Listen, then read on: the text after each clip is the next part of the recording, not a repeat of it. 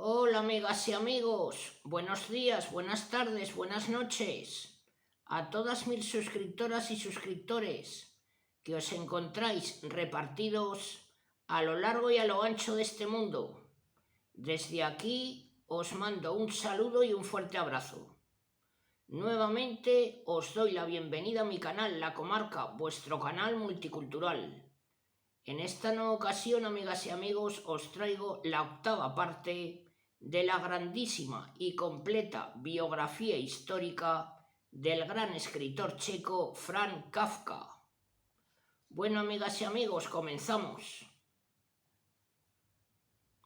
Una secreta fuerza le impulsaba a conocerlo todo y desde luego se sentía íntimamente solo, necesitado de calor humano, de alguien que al menos me roce con una caricia amable, como él decía.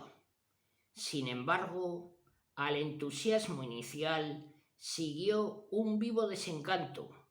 Sus relaciones con su amiga Hansi, por ejemplo, acabaron produciéndole una profunda infelicidad. Al ver una foto que Kafka se había sacado del brazo de Hansi, Brod tuvo la impresión de que el fotografiado estaba a punto de soltar ese brazo y salir corriendo. Ahora bien, no salió corriendo. Triste o no, desencantado o no, siguió dando vueltas por aquellos locales. Y aquí debe decirse que los personajes femeninos de las novelas de Franz Kafka se parecen más a esas mujeres que a las hijas de la alta burguesía de la ciudad de Praga. Ya vimos cómo elogiaba el doctor Ploff al nuevo funcionario. A medida que pasaba el tiempo, sus elogios iban subiendo de tono. Ahora decía querer al doctor Kafka como a un hijo, y para gran satisfacción de Hermann, Kafka añadía: es un trabajador eminentemente eficaz, de dotes destacadísimas y lealtad sobresaliente. Aún ojeroso y semidormido, el doctor Kafka resolvía cualquier problema y era, además, el brazo derecho del ilustre doctor Ploff.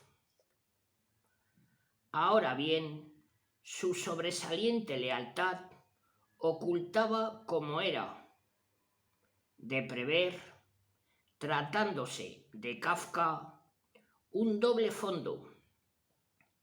Era solo parte de la verdad, porque Kafka, aparte de frecuentar los locales más sospechosos de la ciudad de Praga, frecuentaba también a personajes que habían dejado estupefacto al ilustrísimo señor Ploff.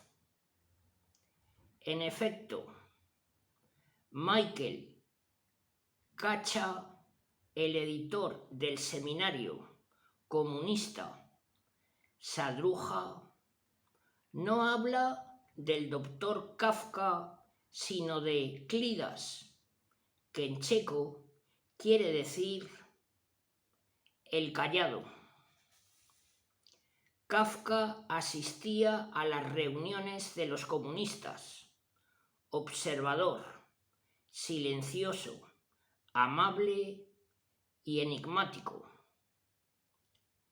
¿Qué nombre más exacto podía encontrarse para él?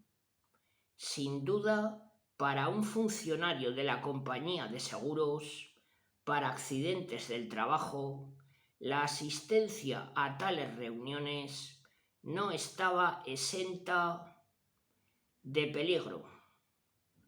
Sin embargo, Kafka no se limitaba al círculo comunista. Sospechaba algo Hermann Kafka cuando le veía salir a la calle. Ploff no sabía nada. Los preferidos de Franz Kafka eran los anarquistas checos. Michael Mares le señaló la ineludible necesidad de leer los libros de los grandes teóricos del anarquismo, y Kafka leyó a Kropotkin y a Bakunin con vivo interés y evidente simpatía. Y desde luego, cuando toda Europa se inflamó en una ola de protesta para impedir la ejecución en España de Francisco Ferrer Guardia, el fundador de la Escuela Libre, Franz Kafka no faltó a la cita. Acudió a la llamada de los anarquistas y se manifestó por las calles de Praga hasta que hizo su aparición la policía y los dispersó violentamente. Era el mes de octubre del año 1909. El fusilamiento de Ferrer le conmovió profundamente. Era peligroso asistir a tales manifestaciones, pero es indudable que él nunca se dejó dominar por el miedo. Clidas asistió a las reuniones del Club Miladich, grupo anarquista que exaltaba el antimilitarismo y difundía, según policial expresión, otras ideas subversivas. Asimismo, frecuentaba las reuniones de la asociación anarquista Wilhelm Körber y las del movimiento anarquista checo. Kafka solía sentarse solo, cuenta Mares. Nadie conocía al callado y atento espectador que apenas tocaba el vaso de cerveza que tenía ante sí. A la salida del local se hacía la colecta, como era entonces costumbre, en favor de los presos políticos, de los mineros en huelga del norte de Bohemia y para cubrir gastos. Cada uno contribuía de acuerdo con sus medios, casi siempre con calderilla. Los florines eran cosa rara. El silencioso asistente entregaba modestamente y sin llamar la atención una moneda de 5 coronas. La policía rondaba aquellos círculos, pero esta circunstancia no impidió que Franz Kafka conociera en ellos a los escritores que formaban la vanguardia secreta de las letras checas. En efecto, en los círculos anarquistas conoció a Sramek, a Karel Thoman, a Stanislaw Neumann, al extraño Kubin y al borracho y tremendo Jaroslaw Hasek. Pero el doctor Ploff, que solo tenía ojos para los autos judiciales, seguía perfectamente satisfecho del doctor Kafka, que no tardaría en ser ascendido. Sin embargo, a pesar del alto aprecio del doctor Ploff, a pesar de sus oscuros amoríos en los bajos fondos de Praga, a pesar del entusiasmo revolucionario de los anarquistas, a pesar de Brod y aun de sí mismo, el doctor Kafka estaba muy lejos de ser feliz. En realidad se sentía extremadamente desdichado. Nada le satisfacía plenamente. En el fondo, como siempre, seguía sintiéndose un extraño en un mundo extraño. Por otra parte, aunque convencido ya de que sólo mediante la escritura podría redimir su existencia, apenas escribía y al releer desconfiaba de lo que había escrito. Muy de tarde en tarde escribía algún cuento, algún breve apunte, casi sin aliento. Lo que él desechaba, Brod lo enviaba a la revista Hyperion. En el año 1909, esta revista publicó 8 textos breves de Franz Kafka, pero este hecho no fue un estímulo eficaz. No le interesaba publicar, sino escribir. Se sentía desdichado, pero no se crea que el doctor Kafka se complacía proclamando su desdicha, porque al contrario, él se empeñaba en disimularla por todos los medios. Tenía palabras estimulantes para Max y para sus amigos. No dejaba de sonreír. Para descubrir su desdicha, había que escarbar tras esa apariencia de jovialidad. Había que arrancarle una confidencia. Lo evidente, lo que no podía disimular, su estado físico. Estaba visiblemente agotado. Vivía a costa de su cuerpo, porque si quería ejercer su vida al margen de la odiosa oficina, tenía que dormir poco, cosa inaguantable incluso para las constituciones físicas más fuertes. Y Franz Kafka no era desde luego un hombre fuerte. Cuánta envidia debía producirle la vitalidad muscular de su padre, el peso pesado de la familia y el punto de referencia para medir su propia debilidad. Volver a casa al amanecer, afeitarse, ir a la oficina a continuación, una rutina insoportable. Y si se quedaba escribiendo hasta altas horas, insoportable también, porque a medida que pasaba el tiempo, cada vez se hundía más pesadamente a la hora de la siesta y era más difícil arrancarlo de su abatimiento.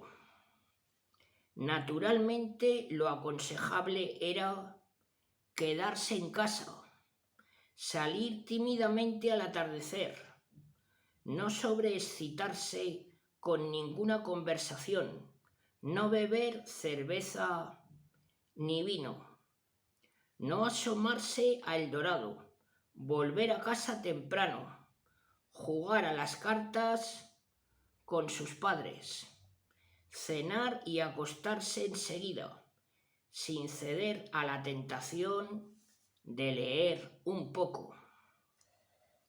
Y nada de escribir, pero al doctor Kafka, que tenía 26 años, no podía resignarse a cumplir tan ordenado programa. ¿Vivir únicamente para el trabajo en la oficina? No, 1000 veces no. Brod comprendió que su amigo vivía en una completa desesperación. Kafka no escribía, no le quedaban fuerzas, y hasta llegó a creer que, como escritor, podía considerarse definitivamente acabado. El voluntarioso Brod, cuyo organismo funcionaba como un reloj en toda circunstancia, el hombre que escribía sin desmayos a pesar de su trabajo en una oficina de correos, le daba palmaditas en el hombro e intentaba animarlo. Así, en el mes de septiembre del año 1909, aprovechando unas cortas vacaciones, se lo llevó a Brescia. Ambos amigos presenciaron en Brescia una demostración aeronáutica ante una multitud de personas tan curiosas como ellos. Esos aviones que parecían mosquitos y no aviones se levantaban con evidente indecisión, revoloteaban temblorosos y volvían a tierra con un general suspiro de alivio. ¿Quién lo hubiera dicho? Brod decidió en el acto que había que escribir algo sobre tan memorable acontecimiento y empujó a su sedicente amigo a empuñar la pluma. Por fin Kafka escribió Los aeroplanos en Brescia, pero no se sintió mejor. Su crónica de los hechos le pareció mala y la confianza no le volvió. Sin embargo, esas vacaciones, siempre las vacaciones, le entonaron un poco. Ya de vuelta en Praga, entre el ejemplo de los aviadores y el convencimiento de que pronto volvería a sentirse por los suelos, Franz Kafka empezó a hacer gimnasia todos los días. Si quería tener fuerzas para todo, debía empezar por cuidar su cuerpo, y cuando empezó a hacer flexiones, descubrió que efectivamente se encontraba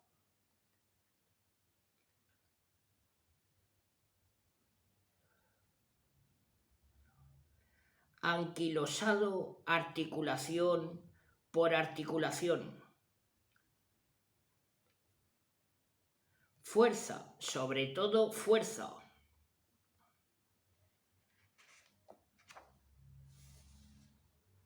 Para escribir. ¿Cómo ahuyentar esa pesada nube de cansancio que se posaba sobre su cabeza cada vez que pretendía escribir? Franz Kafka dejó de beber vino y ya no abusaría más de la cerveza.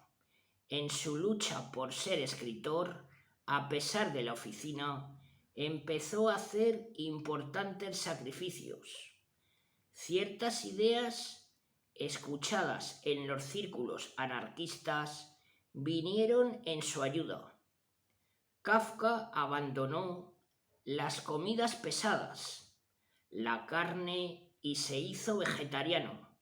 Ni falta hace decir que la cocinera puso en aquella casa el grito en el cielo y que el señor Kafka dijo que el vegetarianismo de su hijo era una estupidez. Y la madre no pudo impedir que su hijo durmiera en pleno invierno, con la ventana abierta. Por todos los medios, Franz Kafka estaba decidido a ser fuerte. En pleno invierno se le veía andar por las calles de Praga sin abrigo. Fuera el cansancio, bien pronto empezaría a empujar a Brod hacia los restaurantes vegetarianos, impidiéndole la entrada en los restaurantes franceses o alemanes. En el mes de mayo del año 1910, como parte de su esfuerzo por salir del abatimiento, Kafka empezó a escribir un diario. Daba comienzo a un largo diálogo consigo mismo, pero aquí debe decirse que ni la gimnasia, ni la ventana abierta, ni el régimen vegetariano, ni el diario mismo produjeron en su vida efectos milagrosos.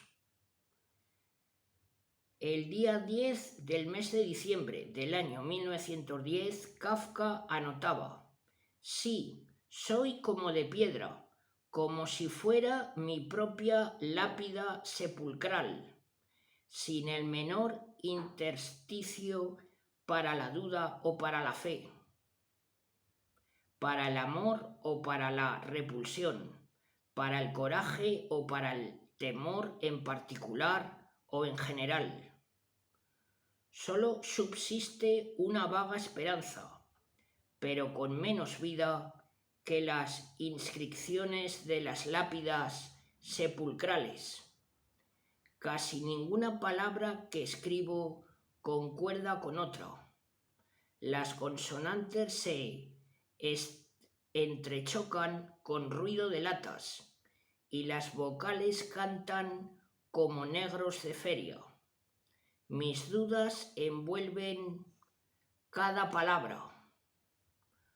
Cuando me siento ante mi escritorio, mis sensaciones corresponden a las de un hombre que se cae en medio de la plaza de la ópera y se rompe las dos piernas. Acabado, pues, como de piedra. Esta era ciertamente la sensación que le acompañaba la mayor parte del tiempo. Pero si simplemente hubiera sido como de piedra, no habría sido Kafka.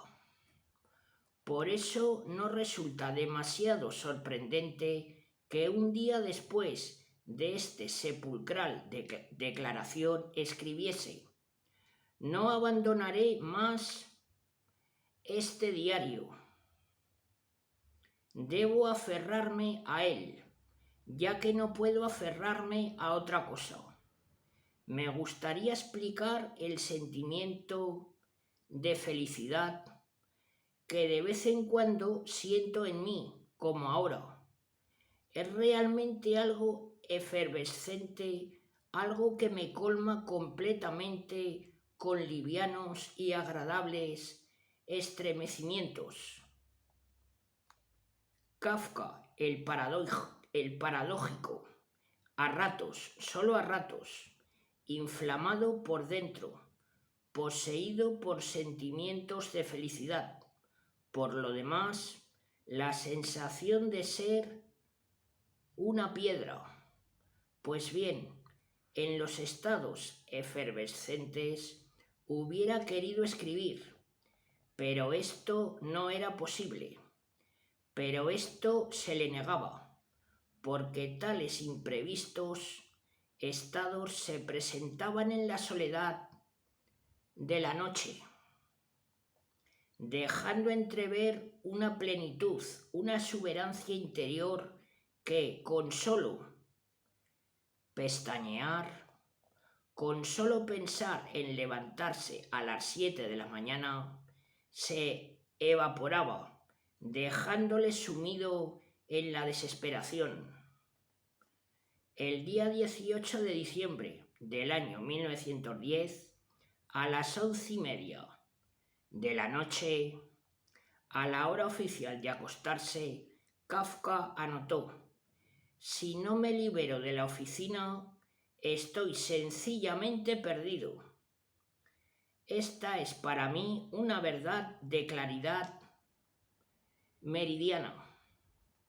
Poco después, a principios del año 1911, Brod descubrió que su amigo salía a pasear solo, sin meta alguna, completamente abatido. Ya no le apetecía beber vino en El Dorado. Mi deseo cotidiano es no estar en la tierra, le decía Kafka.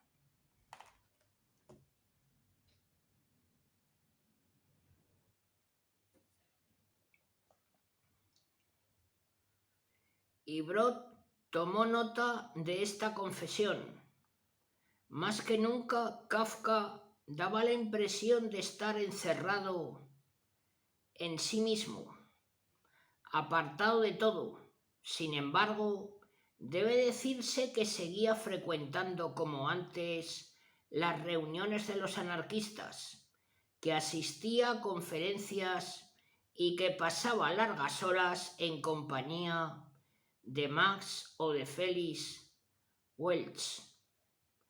Ya no le apetecía beber vino en El Dorado, cierto, pero nada más equivocado que imaginarle permanentemente tumbado en su sofá, tan equivocado como imaginarlo siempre sentado a su mesa, haciendo inútiles esfuerzos por escribir. Kafka salía a la calle.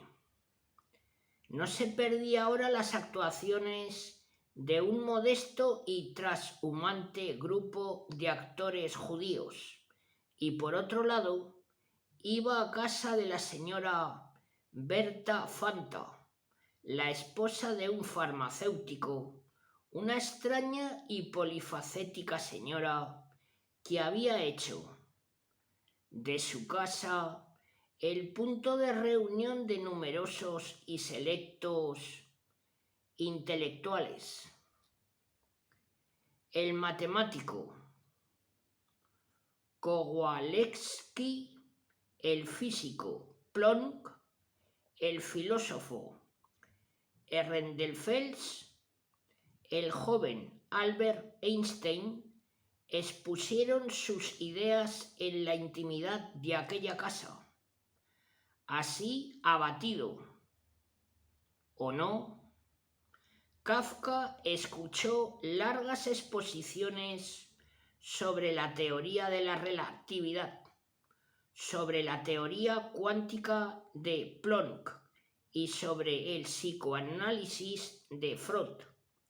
En menos palabras, sobre las teorías que revolucionaron radicalmente nuestra visión del hombre y de la materia.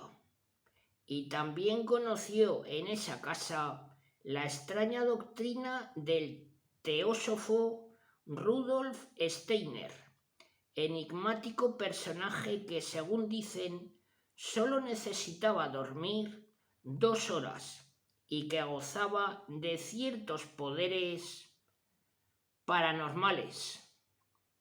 Kafka se entrevistó con el doctor Steiner, al parecer porque creyó descubrir cierta semejanza entre los estados de clarividencia descritos por este y sus propios estados creadores. No sabemos qué le dijo Rudolf Steiner. Sabemos que él llegó a la conclusión de que la teosofía no es más que un sucedáneo de la literatura. Se desinteresó por completo, mucho más que las reuniones en casa de la señora Fanta. A fin de cuentas, a Kafka las teorías le entraban por un oído y le salían por el otro, dejando solo unas cuantas nociones perdidas. Le interesaba el pequeño grupo de actores judíos. Procedían estos de Polonia y fueron olímpicamente despreciados por los altos representantes de la comunidad judía de la ciudad de Praga.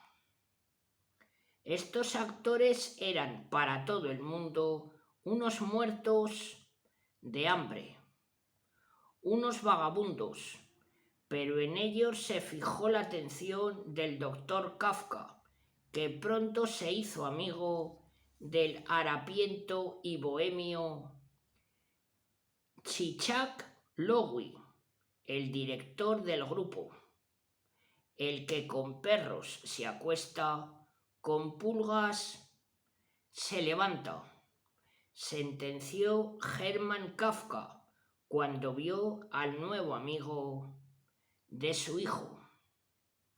Las representaciones en lengua yiddish en algún destartalado local conmovieron a Kafka, que dicho sea de paso, no entendía casi nada.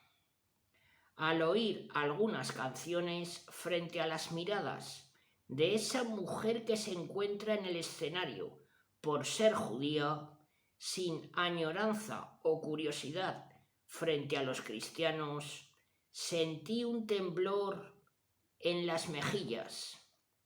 Kafka no entendía apenas el yiddish, pero en estas representaciones, a ratos sublimes, por lo patéticas, a ratos ramplonas y cómicas, descubrió las vibraciones esenciales de sentimientos religiosos puros, populares, que le resultaron más veraces que los rituales de la sinagoga o las teóricas disquisiciones de los sionistas.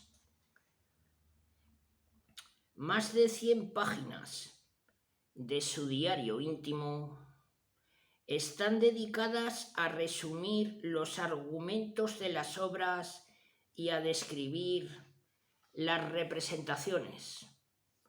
Por primera vez, Kafka se sentía aludido como judío. En consecuencia, hizo un gran esfuerzo para conocer la literatura yiddish y emprendió la lectura de la vasta historia de los judíos, de Graet. ¿Hasta qué punto ignoraba Kafka la historia judía? Lo demuestra el hecho de que desconocía el significado del muro de las lamentaciones de Jerusalén. Y lo cierto es que, a pesar de su repentino interés por la historia judía, a pesar de sus esfuerzos por acercarse a su lengua y a su literatura, no logró apropiarse de conocimientos sólidos y profundos al respecto. Siempre habló Kafka, habló toda la vida de su falta de firme suelo judío bajo los pies. Y es que hay desarraigos irremediables. Bueno, amigas y amigos, en el año 1911, con sus constantes elogios, el doctor Ploff logró que Franz Kafka fuese ascendido. El hecho dio lugar a una ceremonia difícil de describir, por cuanto no es fácil imaginar hoy hasta qué punto llegaba en aquella época el gusto por lo pomposo. El director de la compañía, el ilustre señor Privan, hombre de barba blanca y severos ademanes, inspiraba un supersticioso respeto a sus subordinados. Instalado en lo alto de la pirámide social y concretamente en lo alto de la compañía, el señor Privan inspiraba tal respeto incluso a hombres de temple probado, como el doctor Ploff. Y es que parecía la mismísima encarnación del Kaiser. En él se condensaba el espíritu de la compañía, su seriedad absoluta, La cuestión es que el ilustre señor Privan decidió celebrar el ascenso de Franz Kafka, que coincidía con el de otros dos empleados, con una pequeña pero pomposa ceremonia.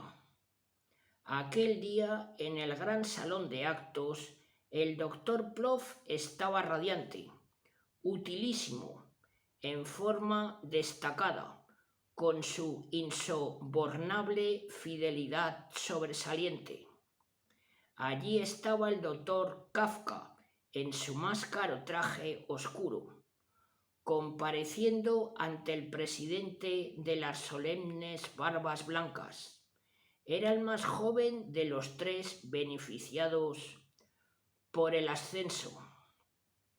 El más viejo tomó la palabra para agradecer al señor presidente la distinción de que se les hacía objeto, y el señor Privan escuchó en su postura más solemne, precisamente en la que más evocaba su parecido con el emperador, con las piernas ligeramente cruzadas, con la cabeza inclinada sobre el pecho, como no queriendo paralizar con la mirada al funcionario que repetía su agradecimiento una y otra vez.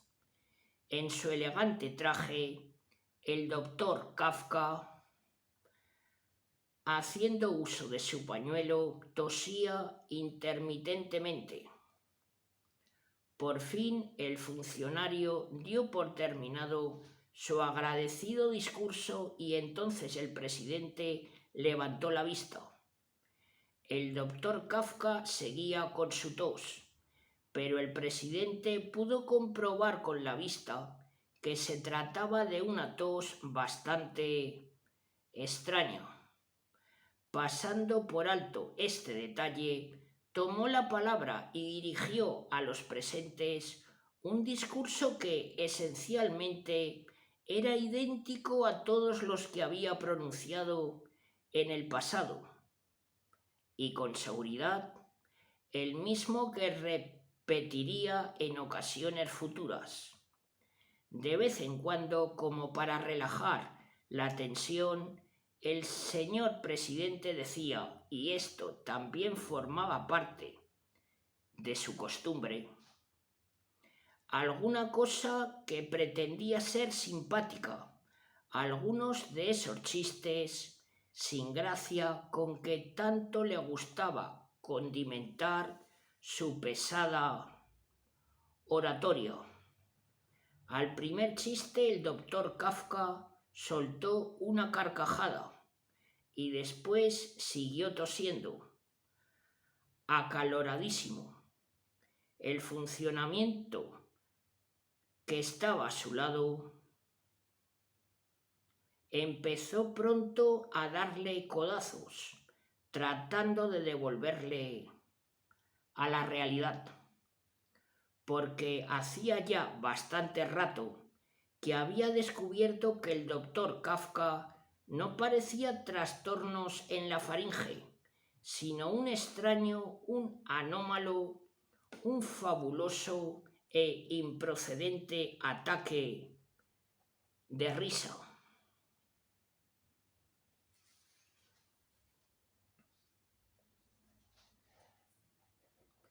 En vez de limitarse a sonreír amablemente a los tontos chistes del director, Kafka soltaba sotocadas carcajadas y era inútil que su colega intentara dominarlo con el codo.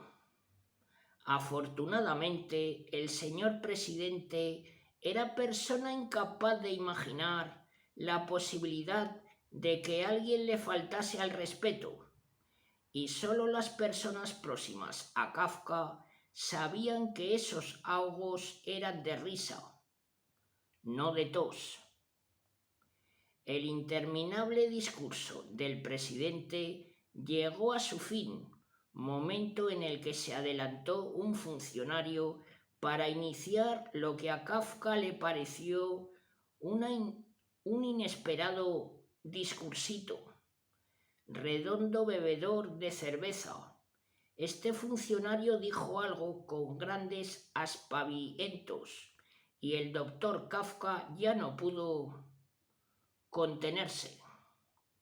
Estalló todo él en una carcajada tan sonora, tan franca y tan espontánea como tal vez les sea dado hacerlo solamente a los alumnos de la escuela pública. Instantáneamente se hizo un silencio absoluto, solo interrumpido por las locas carcajadas del doctor Kafka. Era una risa incontrolable, como bien pudo comprobar el estupefacto presidente. Llorando de risa, Kafka intentaba disculparse, pero todas sus palabras resultaban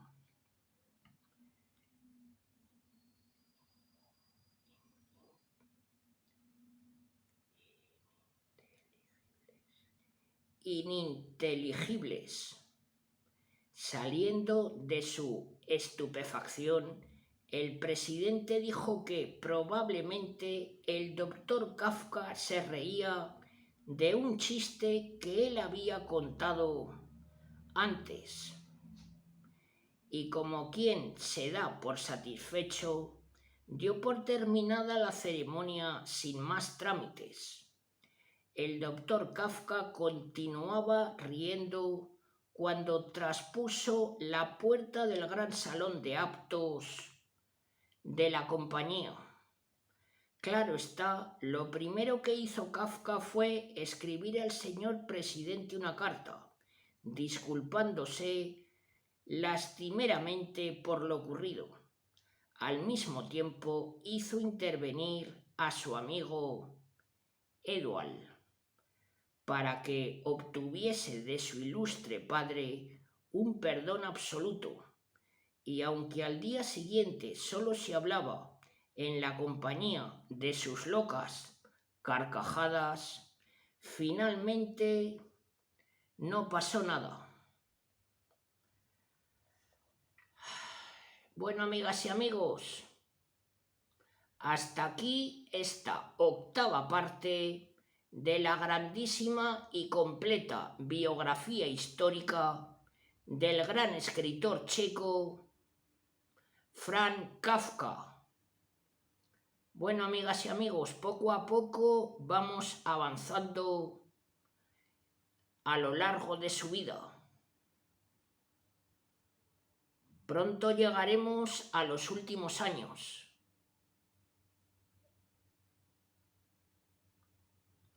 Agradezco vuestras visualizaciones y vuestros likes, que me ayudan y me apoyan para seguir adelante. Muchas gracias de todo corazón. Bueno, mañana miércoles os traeré la 9ª parte. Os mando un saludo a todas y a todos. Hasta muy pronto.